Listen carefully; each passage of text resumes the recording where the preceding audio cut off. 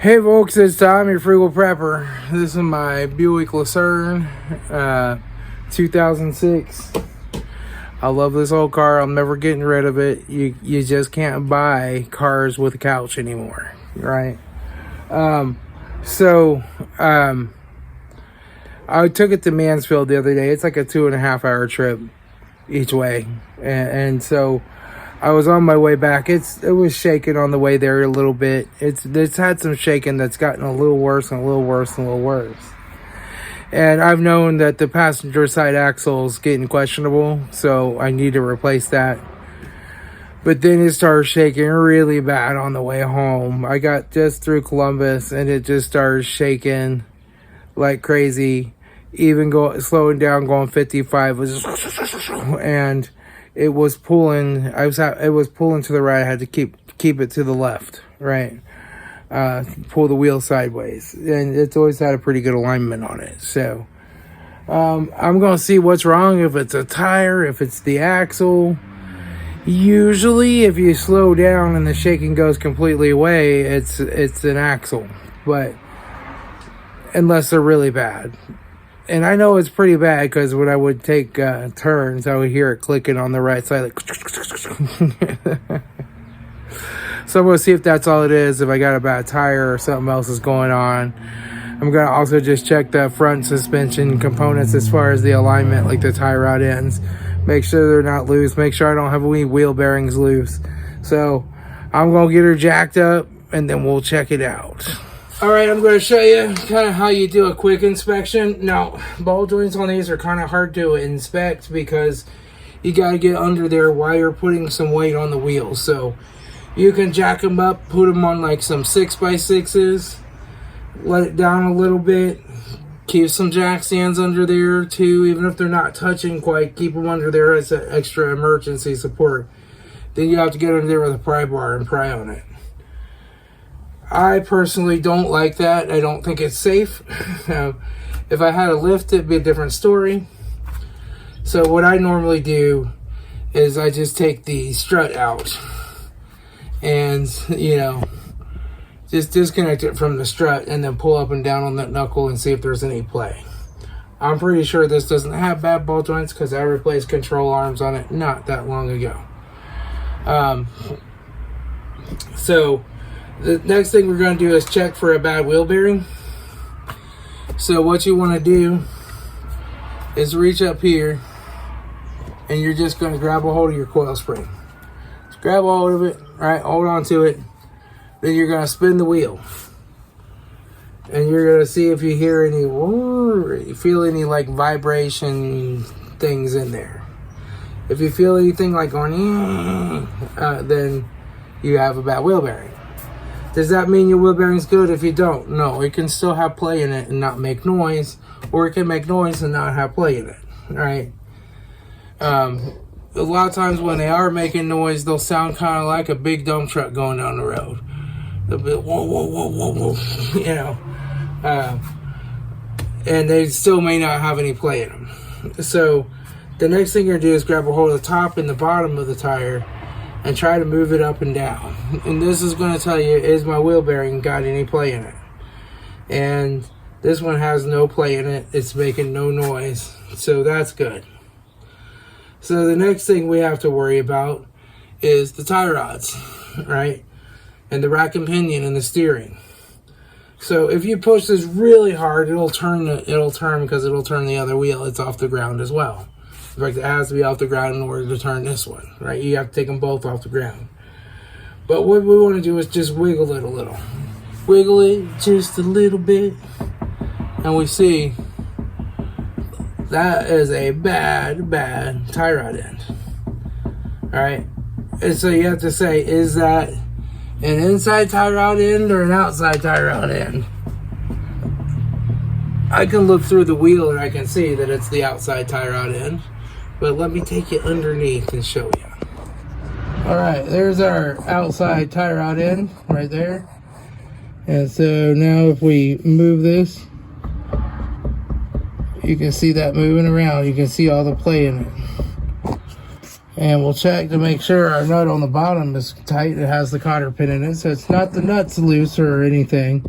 It's just the tie rod end has decided to die. You see here.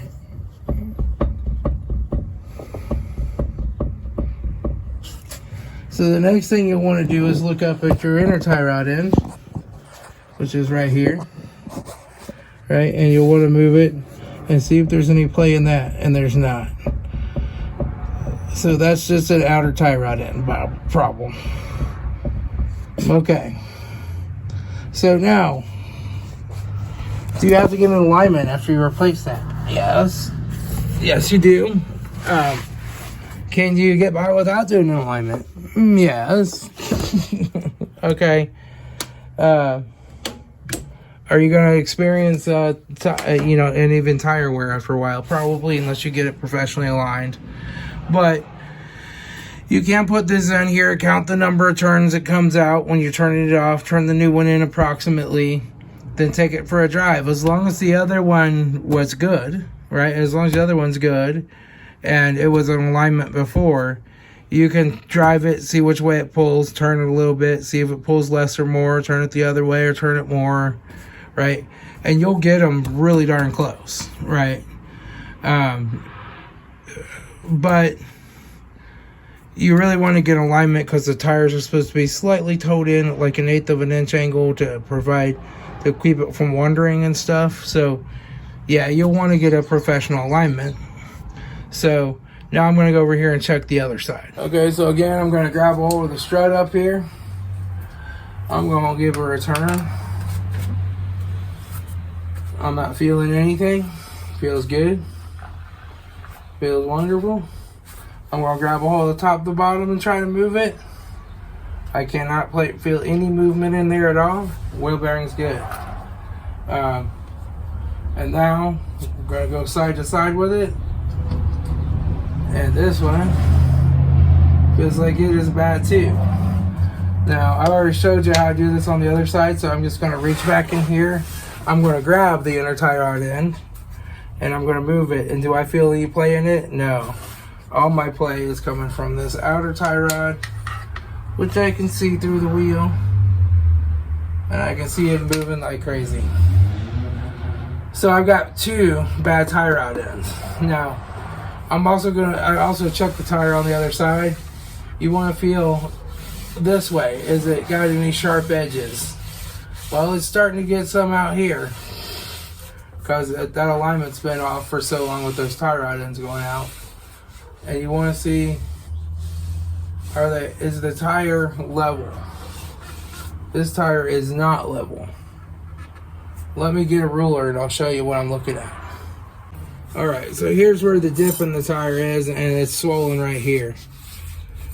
So we'll come back, we'll go here, we'll see how that all lays nice and flat. Flat now. It's not flat. It's nice and flat back here. Right? We move up here, and we're not flat. We have a bulge right there. And we keep going. Still have a bulge, and now we have a dip in the tire. Now you can see light coming through there. This tire has a broken belt. The other one was fine. I can feel it's swollen right here. It's caved in down here. There's another bulge here. Right there. Another bulge out here.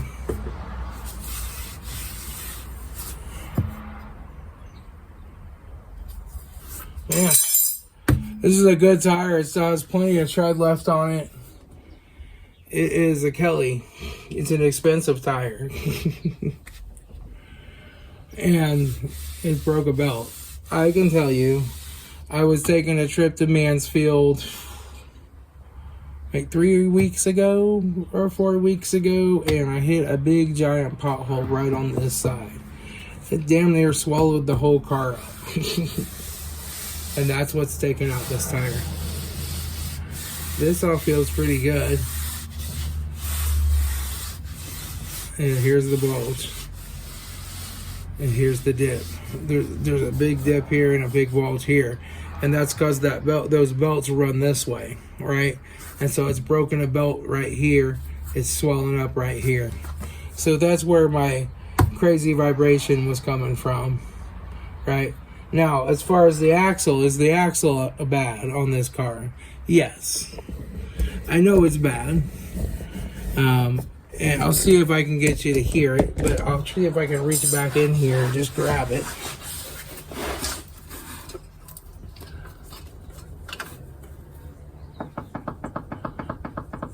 It's got some play in it. It's not bad to where it's dangerous yet, and it's not causing the vibration problems that I was experiencing. Yes, it was causing some vibration, like at 70 miles an hour, a little bit before, but this is really bad vibration, and it's pulling. So we got bad tire out ends, bad tire, and we need to replace the axle. 235 60 16s. Those are not going to be cheap tires. Even for a Douglas Black and Round, not going to be cheap. But it is what it is, folks. You know, it is what it is. I just wish they paid me mileage at work. They like took away all my mileage at work. I guess they're just trying to see how much work they can make me do for as little money as possible. And so now I don't get paid mileage, but now I got to go buy a $200 tire. I got, put $100 axle in it, and I got tire rod ends to put in it. I have to pay to get it aligned, which I also have cracked the oil pan, put an engine in this car. All kinds of things have happened when I'm driving it for work. Oh well. Maybe I'll just keep that Honda and use that to tool around for work. If it breaks, it's no big deal. Alright. Alright. I'll talk to y'all later. This is Tom, your Frugal Prepper.